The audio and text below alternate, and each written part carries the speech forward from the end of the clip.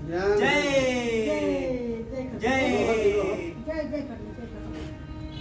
जय जय जय जय होगा। बना बनता रो बंद किया हाँ बना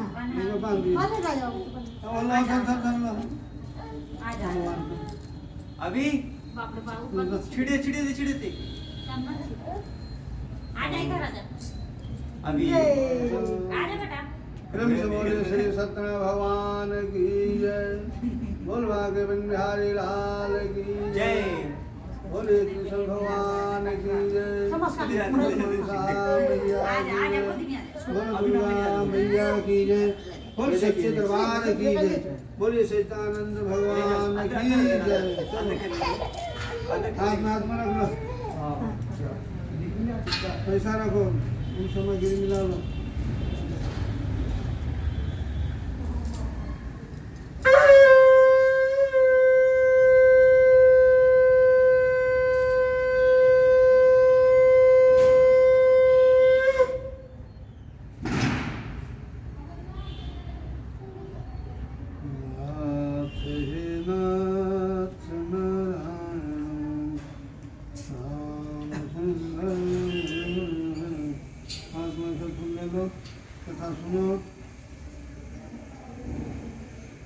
एक समय नमिसारण ने त्रिसमय सोम का 88,000 ऋषियों ने श्री शुद्ध जी से पूछा कि हे प्रभु इसी कली में वेद और विद्या रहे तो मनुष्य के प्रभु किस प्रकार मिलेंगे तथा उनका उद्धार कैसे हो।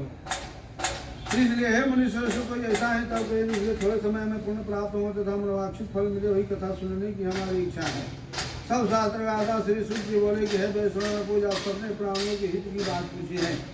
अब मैं उसी श्रेष्ठ व्रत को आप लोगों से कहूँगा जिस व्रत को नारद जी और लक्ष्मी नारायण से पूछा था और लक्ष्मीपति मुनि से नारद जी को ही कहा था। ध्यान से सुनो। एक समय ही जोगी राज और नारद जी दूसरे की हित की इच्छा से अनेक ही लोगों में घूमते हुए मृत्यु लोक में आप पहुँचे हैं। यहाँ अनेकों ही योनियों में जन्म हुए प्राय सभी मनुष्य अपने अपने कर्मों के द्वारा अनेकों दुखों से पीड़ित देकर सोचा कि अंत ही करने से निश्चित ही प्राणियों का दुख करना सोच सकेगा। ऐसे मन में सोचकर और विष्णु लोक को गए। वहाँ श्वेत वर्ण और 4 भुजा वाले ईश्वर नारायण जिसके के हाथों में शंख चक्र गदा और बद्धमाला पहने हुए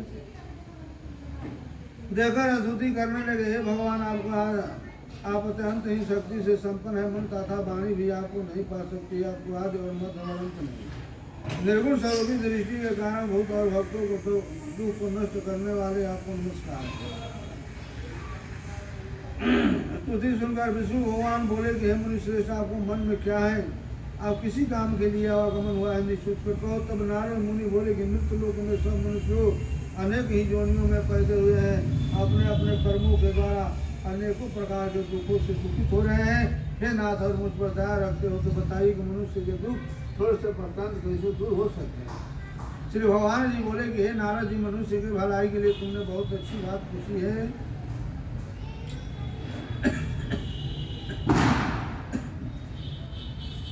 अच्छी बात पूछी है। जिस काम को करने से मनुष्य मुँह से छूट जाता है वो मैं कहता हूँ सुनो। बहुत पूर्ण देने वाले स्वर्गदाता मृत्यु लोक में दोनों में दुर्बल कुटुम्ब बढ़ता है। आज मैं प्रेम वंश होकर तुमसे कहता हूँ सत्यनारायण भगवान का ही व्रत अच्छी तरह विधि पूर्वक कर मनुष्य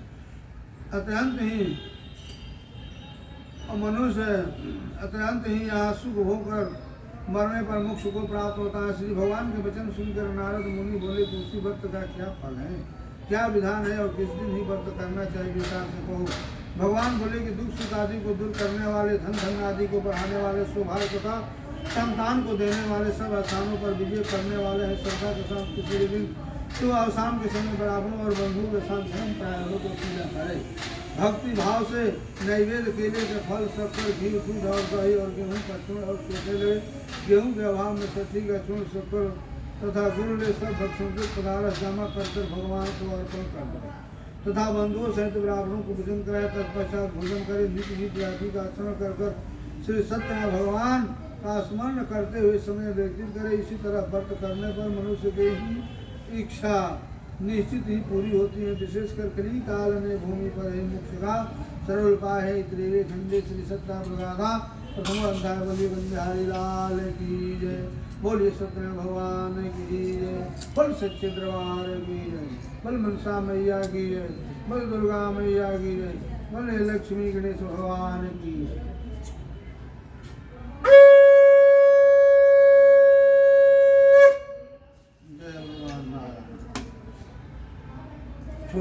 ले रहा था।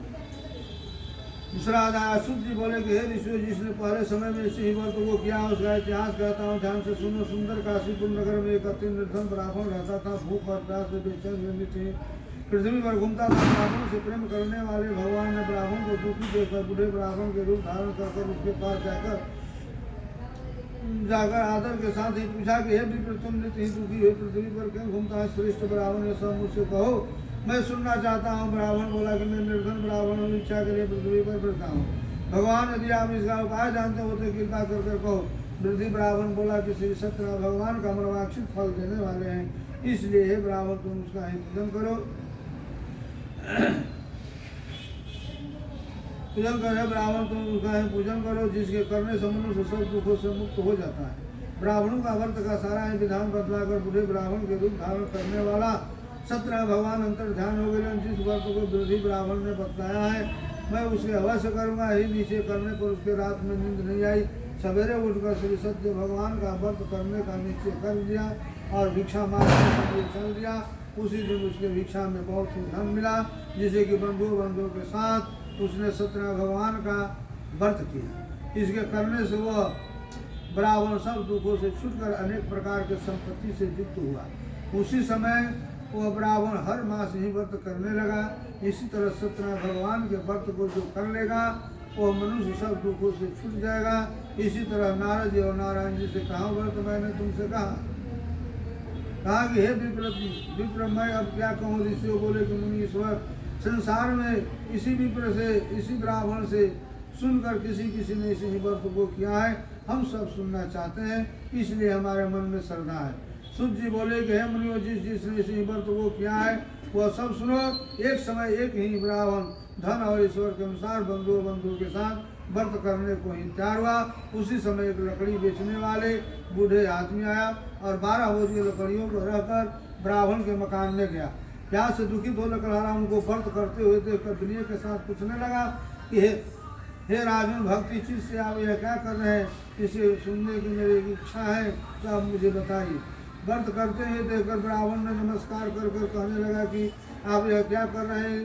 इसके करने से क्या फल मिलता है? कृपा करके मुझे कहो। ब्राह्मण ने कहा कि सब मनोकामना को पूर्ण करने वाले श्री सत्यनारायण भगवान का व्रत है। इनकी ही कृपा से मेरे यहाँ धन आदि का वृद्धि हुई है। ब्राह्मण इसी व्रत के बारे में जानकारी कर लकड़हारा बहुत प्रसन्न हुआ। चंद्रामृत के प्रसाद खाने के बाद अपने घर को गया। लकड़हारे ने अपने मन में इसी प्रकार का संकल्प किया कि आज ग्राम में लकड़ी बेचने से जो धन मिलेगा उसी से श्री सत्य भगवान का उत्तम व्रत मैं करूंगा।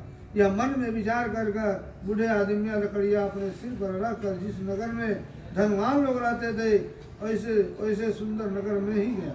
उसी रोज वहां पर उन लकड़ियों का दाम पहले दुगना से चौगुना मिला। तब वो बूढ़े लकड़हारा दाम ले अति प्रसन्न